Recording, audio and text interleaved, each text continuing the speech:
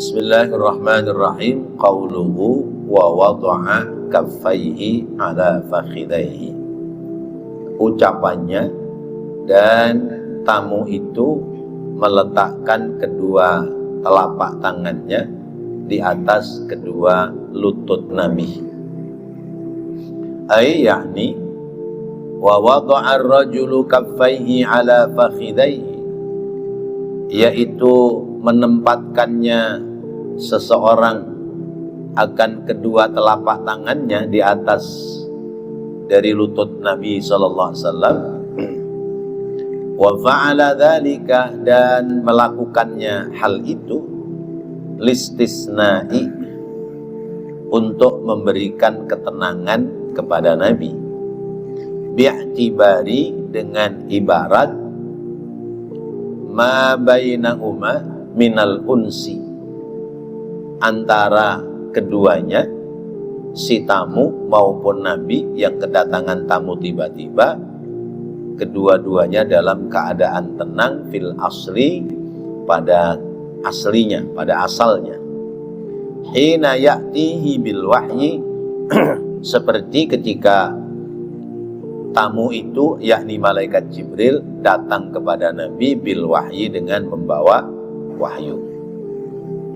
Wa qad jaa'a musarrikhan, dan sungguh telah datang penjelasan bihadza, akan hal ini, fi riwayatin Nasa'i, yaitu dalam riwayat hadis Imam Nasa'i, min hadis Abi Hurairah, dari hadis sahabat Abu Hurairah, wa Abi Dzar, dan dari sahabat Abi Dzar, haitsu qala, sekiranya berkata, wa wada'a yadaihi ala rukbatayin Nabi sallallahu alaihi wasallam, dan tamu itu meletakkan kedua telapak tangannya di atas lutut atau di atas paha Rasulullah.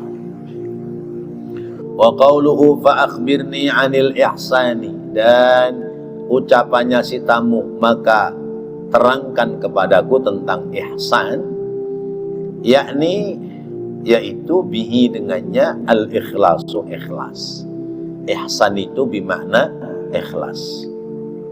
Wa yajuzu, dan boleh, ayyu'na, untuk dimaknakan bihi, padanya, ijadatul amali, ijadatul amali, yaitu wujudnya amal atau membaguskannya amal perbuatan, itu namanya ihsan. Wa hadza tafsiru, dan ini tafsir akhassu, lebih khusus, minal awwali, daripada tafsiran yang pertama. Qauluhu an ta'budallaha ka'annaka tarahu, ucapannya, hendaknya kamu menyembah kepada Allah seolah-olah kamu melihat Allah. Fa illam takun tarahu, maka apabila kamu tidak mampu melihat Allah, fa innahu yaraka, maka sesungguhnya Dia, Allah, melihatmu. Hadza, ini, min jawami'i kalamihi, termasuk kumpulan dari ucapannya Nabi kita Muhammad sallallahu alaihi wasallam. Li'annahu, karena bahwasanya ia syamila, mengandungkan, maqamal musyahadati, kedudukan musyahadah, wa maqamal muraqabati, dan kedudukan muraqabah. Ada maqam syahadah, ada maqam muraqabah. Wa bayanu dzalika, dan penjelasan tentang hal itu, wa idahuhu, dan penalarannya dan penjelasannya, anna lil abdi, bahwasanya bagi seorang hamba Allah, fi ibadatihi, dalam ibadah kepada Allah, salah satu maqamatin, terdapat 3 macam. Al-awwalu, yang pertama, seorang hamba ayyab alaha, atas bahwa ia mengerjakannya ibadah, alal wajhi, atas jalur, alladhi yasqutu ma'ahu talabus syar'i, yaitu atas jalur supaya menjadi gugur apa itu kewajiban, ma'ahu, bersamanya, talabus syar'i, tuntutan daripada hukum syarak. Bi antakuna, dengan bahwasanya mustawfiyatas syuruti, memenuhi beberapa syarat-syarat daripada kewajiban, wal arkani dan rukun-rukunnya. Wasani dan yang kedua ayyaf'alaha apabila seseorang melaksanakan kewajiban kadzalika seperti itu pula. Wa qad istaghraqa dan sungguh ia telah tenggelam fi bahril mukasyafati dalam lautan mukasyafah, hatta sehingga ka'annahu seolah-olah dia yarallaha ta'ala melihat Allah ta'ala. Wa hadza dan ini maqamahu sallallahu alaihi wasallam adalah maqam kedudukan daripada Rasulullah sallallahu alaihi wasallam. Kama qala sebagaimana bersabda Rasulullah sallallahu alaihi wasallam, wa ju'ilat qurratu aini fis salati dan dijadikan kesenangan dalam pandangan mataku di saat sholat. As-salisu dan yang ketiga ayyaf'alaha apabila orang melakukan pekerjaan ibadah kadzalika seperti itu pula. Wa qad ghalaba dan sungguh telah mengalahkan alaihi padanya annallaha ta'ala bahwasanya Allah ta'ala yusyahiduhu menyaksikannya. Wahada dan ini huwa dia maqamul muraqabati adalah maqam muraqabah. Faqauluhu maka ucapannya fa illam takun tarahu apabila kamu tidak mampu melihat Allah, nuzulun menjadi turun an maqamil mukasyafati dari maqam mukasyafa ila maqamil muraqabati kepada maqam muraqabah. Ai illam ta'abbadahu apabila seseorang dalam menghambakan diri kepada Allah, apabila kamu dalam menghambakan diri kepada Allah, wa anta min ahli ru'yati sedangkan engkau termasuk orang yang golongan orang yang melihat Allah, fa'budhu maka sembahlah ia. Wa anta dan engkau bihaisu ta'taqida sekiranya kamu beriktikad annahu bahwasanya Allah yaraka melihatmu. Fakullun maka tiap-tiap minal maqamatis salasati dari maqam yang tiga ini ihsanun semuanya masuk dalam kategori ihsan, illa kecuali annal ihsana bahwasanya ihsan itu alladzi huwa syartun yang itu menjadi syarat fi sihhatil ibadati pada sahnya ibadah hamba. Innama huwal awwalu innama sesungguhnya huwa dia al awwalu yang pertama.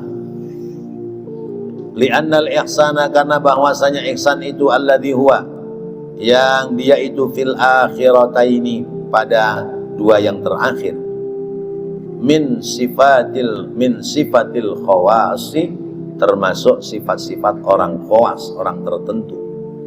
Wa yata'adzaru dan beruzur menjadi sulit min kasirin dari kebanyakan orang. Bapak-bapak hadirin dan saudara-saudara, Rasulullah kedatangan tamu. Tamunya tidak dilihat jalannya dari mana, tahu-tahu sudah berada di depan Rasulullah. Tamunya aneh, bajunya putih, rambutnya hitam pekat, ya, pakai baju putih, terus melewati langkah orang, ya, tahu-tahu dalam ruangan duduk di depan Rasulullah. Lututnya ditempelkan dengan lututnya Rasulullah. Kemudian tangannya ditempelkan di atas paha Rasulullah. Terus orang itu bertanya, ya Muhammad, akhbirni anil Islam. Ulamlah akhbirni anil iman. Dijawab oleh Rasulullah. Orang itu mengatakan benar. Tanya lagi, ya Muhammad akhbirni anil Islam. Muhammad terangkan kepadaku tentang Islam. Dijawab lagi sama Rasulullah. Dia ngomong lagi, sodaqta, benar. Ditanya lagi, akhbirni anil ihsan. Terangkan kepadaku tentang ihsan. Ihsan itu apa? Dijawab oleh Rasulullah, anta'budallaha ka'annaka tarahu fa illam takun tarahu fa innahu yaraka. Ihsan itu hendaknya ketika kamu menghambakan diri kepada Allah dalam hal sholat misalnya, maka jadikanlah kamu seolah-olah melihat Allah. Tapi kalau kamu tidak bisa meyakinkan diri seolah-olah kamu melihat Allah, maka yakinkan olehmu bahwasanya Allah pasti melihat diri kita. Itu namanya ihsan. Sehingga di sini diperjelas oleh Syekh Nawawi, ya, ihsan itu apa? Ya, kebaikan.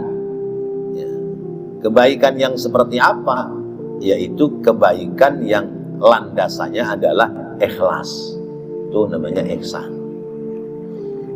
Seperti dalam Al-Quran terkait dengan berbuat baik kepada kedua orang tua, itu difirmankan oleh Allah, wa bil walidaini ihsana, hendaknya kamu selalu berbuat baik kepada kedua orang tua. Nah, ihsan terhadap orang tua berarti berakhlak baik di hadapan kedua orang tua. Ihsan di hadapan Allah berarti adalah dia ikhlas dalam setiap melakukan kebaikan. Ada yang memaknai pula ihsan itu adalah ijadatul amali, amal yang wujud, amal yang sempurna, amal yang bagus. Itu makna ihsan. Kenapa kok amal yang bagus? Sebab ketika kita menyembah kepada Allah, seolah-olah kita melihat Allah, berarti perbuatan kita itu sedang diawasi oleh Allah. Maka kerjakanlah yang bagus. Ya. Seorang karyawan, ya, tukang kuli bangunan, dia bekerja, ya, sedang dimandori oleh bosnya. Kira-kira gimana Pak kerjanya Pak? Serius. Ya. Omong-omongan sama temen aja nggak berani. Apalagi ngerokok, ngopi, duduk kongko, nggak berani. Serius dia. Serius pada pekerjaannya. Kenapa serius? Karena dia melihat ada majikan di depannya, ada bosnya. Nah. Contoh lain, kenapa pengendara kendaraan di lampu merah dia berhenti, sekalipun orang lain ada yang nyelonong? Ya. Sebab seolah-olah dia melihat polisi. Oh, ada polisi di sana. Nah, maka taat aturan. Makanya begitu nerabas ketangkep polisi, ditanya, kenapa kamu lampu merah nerabas? Saya nggak tahu Pak, kalau ada bapak di sini. Nah, jadi alasannya bukan ya karena pingin buru-buru atau yang lain, tapi karena nggak lihat di situ ada polisi. Ikan kadang begitu. Nah, kalau misalnya kita tahu bahwa majikan kita tidak sedang ada di tempat kita bekerja, kita yakini bahwa majikan kita melihat lewat CCTV. Kita yakin majikan kita lihat lewat CCTV. Berani nggak main-main kerjanya? Mau dipecat besok. Ya, begitu kerja sehari kontrol lewat CCTV, kerjaannya nggak bagus, ya, dia santai-santai, dia ngerokok, ngopi, tidur-tiduran, gitu. Udah besoknya langsung dipanggil. Udah, kamu terakhir kerja hari ini, nih upahnya, udah besok nggak usah kerja lagi. Kenapa? Karena dilihat ya, kesalahannya oleh majikan. Nah, kita ini sedang menghambakan diri kepada Allah. Maka supaya ibadah kita bagus, seolah-olah kita melihat Allah. Kalau kita melihat Allah nggak bisa, maka yakini bahwa pekerjaan kita dilihat oleh Allah. Kalau Allah nggak pakai CCTV, sebab Allah maha melihat, Allah maha mengetahui. Begitu ibadah kita kacau balau, ya, pekerjaan kita tidak sesuai ya, aturannya, kita dipanggil sama Allah. Udah, kamu jadi karyawan saya, ibadah cukup sampai di sini aja. Besok nggak usah lagi ibadah kepadaku, tapi syaratnya kamu keluar dari bumiku. Mau pindah kemana, Pak? Kalau kita dipanggil oleh Allah, ya, gara-gara teledor kita, kemudian dibilang, udah kamu keluar dari bumiku, kita mau tinggal di mana? Ya. Sementara bumi ini adalah milik Allah. Nah, maka dijelaskan di sini ya, dalam hal beribadah itu pertama paling tinggi seolah-olah kita melihat Allah. Tingkatan kedua, kalau kita tidak melihat Allah, kita harus yakin Allah melihat kita.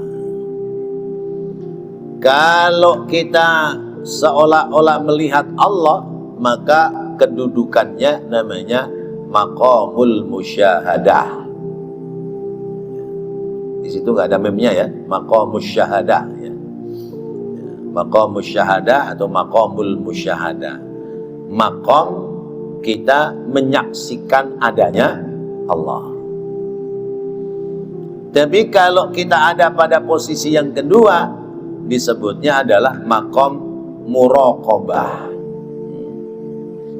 Maqam muraqabah. Jadi ada maqam musyahadah, ada maqam muraqabah. Siapa saja yang ibadahnya pada maqam musyahadah, Nabi Rasulullah Sallallahu Alaihi Wasallam ketika sedang salat itu seolah-olah melihat Allah, sehingga dicubit pun nggak berasa, karena saking asiknya seolah melihat Allah. Diterangkan dalam hadis, ju'ilat qurratu aini fis salat. Diberikan kepadaku, dijadikan kepadaku ya, sesuatu yang menyenangkan. Qurratu ayun itu menyedapkan pandangan mata fis salati, pada saat salat. Jadi Rasulullah salatnya khusyuk ya, dicubit pun nggak berasa, sebab sudah sedang dekat dengan Allah Subhanahu wa ta'ala. Sahabat-sahabatnya seperti itu. Sahabat Abu Bakar apalagi. Beliau sahabat Abu Bakar itu kan dia ghibah aja nggak berani. Cara supaya tidak ghibah, sesudah selesai sholat, sesudah selesai makan, mulutnya dikasih batu, ngemut batu, Pak, supaya nggak ngomong hal-hal yang jelek. Nanti wayahnya sholat, keluarin batunya, dikantongin, wudhu, sholat, rapi, dikoloh lagi tuh batunya. Masya Allah. Orang umumnya yang dikoloh ya permen, ini yang dikoloh batu. Tuh sahabat Abu Bakar. Sahabat Umar luar biasa tingkat kekhusyuan dalam ibadahnya. Sayyidina Ali apalagi. Sayyidina Ali pulang perang aja punggungnya tertancap mata anak panah, nggak boleh dibelek operasi kecuali nunggu waktu sholat rubaiyah, sholat yang 4 rakaat. Tunggu saya sholat, kalau saya sholat baru silakan dioperasi. Begitu mulai sholat dibelek, dicongkel, dicuci, dibersihin, dijahit rapi, sholat belum selesai. Begitu selesai sholat, Sayyidina Ali nanya, bagaimana? Udah dikerjain apa belum? Allahu Akbar. Itu ya sholatnya murid-muridnya Rasulullah SAW. Namanya maqam apa? Musyahadah. Maqam zahir ya. Zahirnya tidak melihat Allah, tapi batinnya seperti melihat Allah. Apakah kita bisa seperti itu? Bisa kalau kita mau latihan. Caranya bagaimana? Caranya setiap kita sholat, ingat bahwa ini adalah sholatku yang terakhir. Itu ya. Kita tadi sholat maghrib, ingat ini sholat maghribku yang terakhir. Boleh jadi maghrib besok sudah nggak sholat lagi. Atau ini sholatku yang terakhir, karena boleh jadi tidak akan ketemu waktu Isya, sebab sebelum Isya sudah diparanin sama malaikat Israel. Ya. Belum masuk waktu Isya, selesai sholat maghrib, sudah kedatangan Israel. Berarti sholat terakhirnya sholat maghrib. Nanti bisa khusyuk, Pak.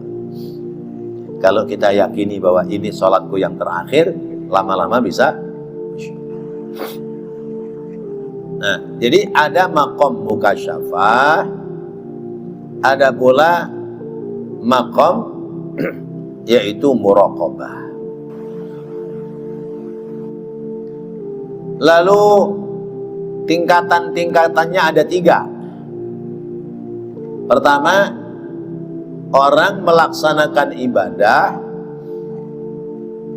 yaitu menggugurkan kewajiban dengan mengikuti tata cara yang benar, syarat rukunnya. Tapi niatnya cuman gugur ibadah, gugur kewajiban. Sholatnya syarat rukunnya benar, pekerjaannya bagus, ya. Bacaan surahnya, fatihahnya, surahnya semua bagus. Tapi sekedar gugur kewajiban, itu posisi yang pertama yang paling rendah.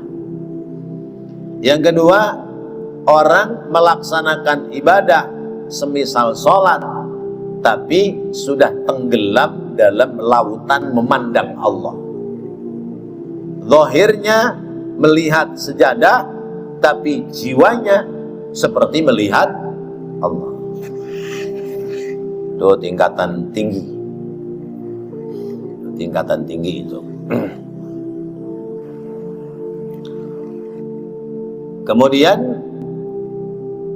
ketika dia sudah sampai di situ, berarti sudah sampai pada kalimat u'budullaha ka'annaka tarahu, sembahlah Allah seperti seolah-olah kamu melihat Allah. Yang ketiga, dia ibadah, dia sholat, ya. Seperti sholat pertama dan kedua, tetapi tidak mampu meyakini dalam hatinya seolah-olah melihat Allah. Ghalaba alaihi anna Allah ta'ala yushahiduhu. Dia tidak bisa meyakini saya melihat Allah, ya. Zahirnya melihat sejadah, batinnya melihat Allah dari mana?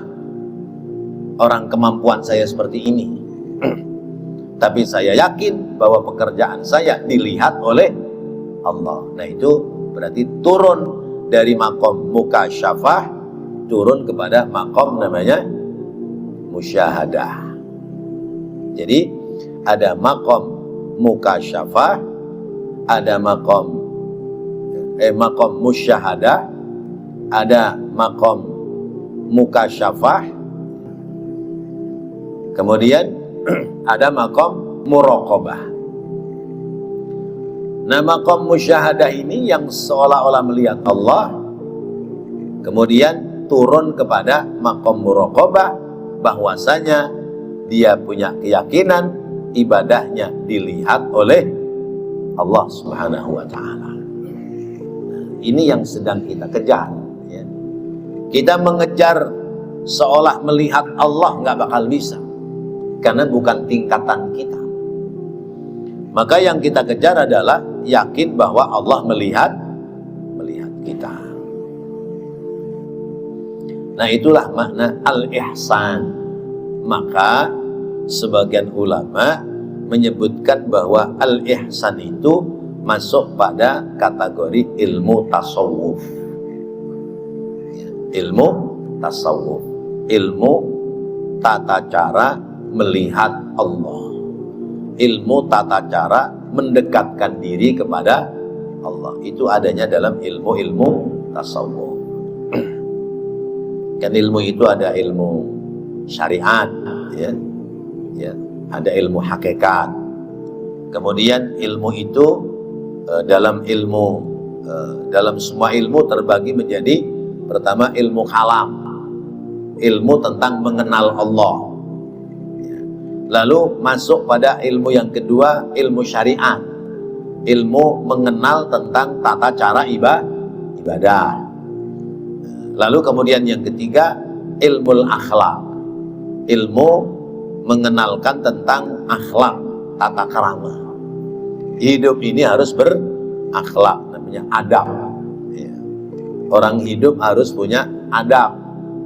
Kalau nggak punya adab, biadab. Nah iya, orang itu kudu beradab. Kalau tidak beradab, hidupnya biadab. Nah, pesantren itu mengajarkan tata krama, mengajarkan orang beradab, ya. Tapi pesantren selalu disalah-salahkan. Ya memang sih kalau kita bicara apa mestinya, ya, ada tingkat kesalahan yang dilakukan oleh pesantren, ya, di beberapa pesantren misalnya. Tapi tingkat kesalahan itu tidak fatal. Tradisi pesantren mengajarkan tawadhu, rendah hati. Tradisi pesantren mengajarkan tata krama, adab dan akhlak. Bagaimana adabnya murid kepada guru. Kalau tidak diajarkan seperti itu, maka murid berani sama guru. Buktinya murid ngerokok di sekolahan, ketahuan sama guru, ya, padahal ditampol dikit doang pipinya sama guru, ngakunya ditendang, dibilang anjing, ya, ditampar, lapor polisi. Ya, bagaimana coba? Jadi menjadi tenaga pendidik itu makin sulit, ya. Ya. Kan sesungguhnya guru itu kan dia mendidik dan mengajar. Mendidik terkait dengan adab, akhlak. Akhlak orang itu kudu dididik. Akhlak harus dikedepankan. Sebab Rasulullah saja, beliau menyampaikan innama bu'istu liutammima makarimal akhlak. Akhlak yang didahulukan. Baru kemudian pendidikan, pengetahuan. Orang dikasih pengetahuan tapi nggak diajarin akhlak. Kalau udah pinter jadi pegawai, korupsi karena nggak punya akhlak. Ya. Kalau misalnya jadi orang-orang tertentu mengambil posisi-posisi pada pekerjaan tertentu karena punya ilmu nggak punya akhlak, maka nggak punya pribadi yang baik. Sementara orang berakhlak sekalipun sedikit ilmunya akan mampu menghormati orang lain. Nah, sekarang kan lagi rame, ya. Ya. Dari mulai pesantren ambruk, ya, muncul pesantren disalahkan, ya. Artinya disorot pada posisi-posisi negatif dengan narasi-narasi negatif, bahasa-bahasa menyudutkan, ya, sampai kepada guru yang nampar muridnya dilaporkan polisi. Ada lagi sebelumnya, ya, kiai seteruan sama tetangganya. Nah, kiai siapa? Kiai Imin sama Sahara. Jadi kasus-kasus seperti ini akan muncul, bermunculan. Sebab apa? Menandakan bahwa kita sudah hidup di zaman akhir. Hidup di zaman akhir atau akhir zaman itu banyak, ya, keanehan-keanehan. Banyak orang benar jadi salah, orang salah jadi benar.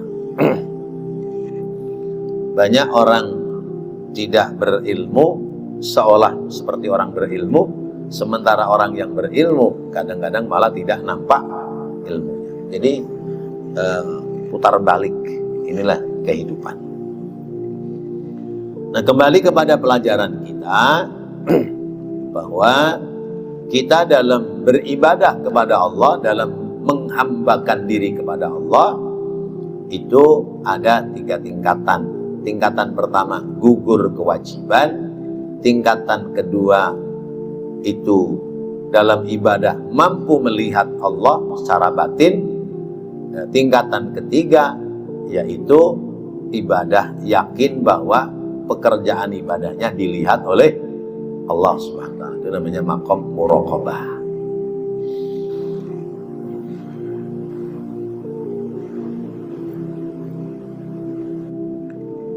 Qauluhu mal mas'ulu anha, ucapannya tentang bukankah yang bertanya anha daripadanya, ai an waktiha, yaitu tentang waktunya. Qauluhu bi'a'lama minas sa'ili, lebih mengetahui daripada yang bertanya, yang ditanya. Yang bertanya lebih tahu daripada yang ditanya. Ini tamunya Rasul, tamunya Nabi, nanya tentang matas sa'ah, kapan terjadinya hari kiamat. Dijawab oleh Nabi, bukankah yang nanya lebih tahu daripada yang ditanya? Ai, yakni anta la ta'lamuha wa ana la a'lamuha. Maknanya, kamu nggak tahu, aku juga nggak tahu.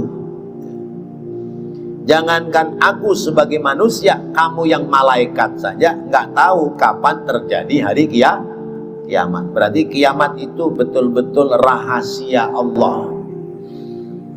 Nanti akan terjadi hari kiamat. Kapan? Wallahu a'lam. Jangankan kita manusia, malaikat saja nggak dikasih bocoran. Malaikat saja nggak dikasih tahu kapan itu akan terjadi hari kiamat.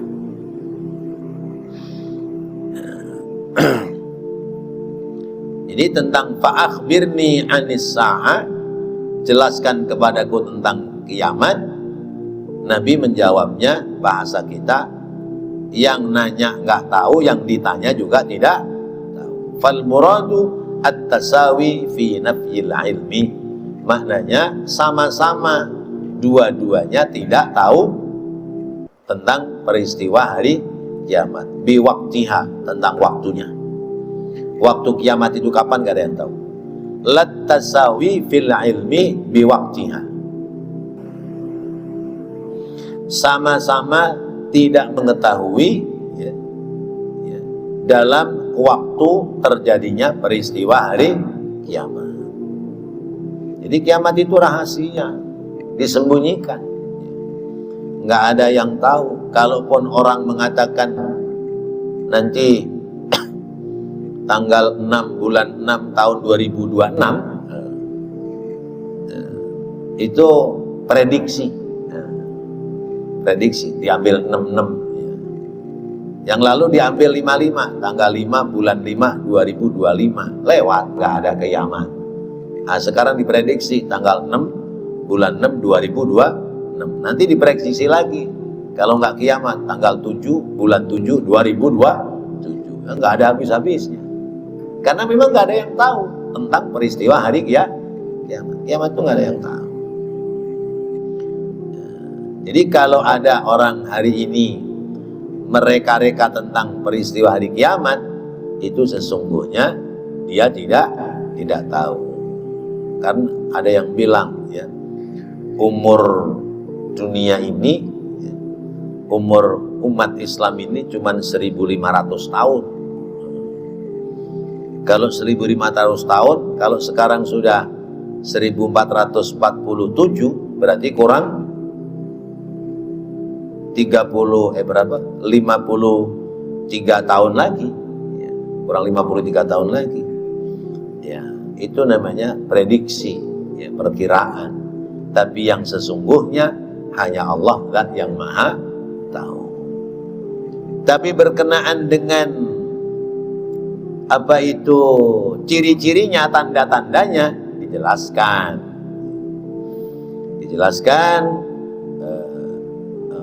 akhbirni an amaratiha, tanda-tandanya apa kalau kiamat itu sudah dekat.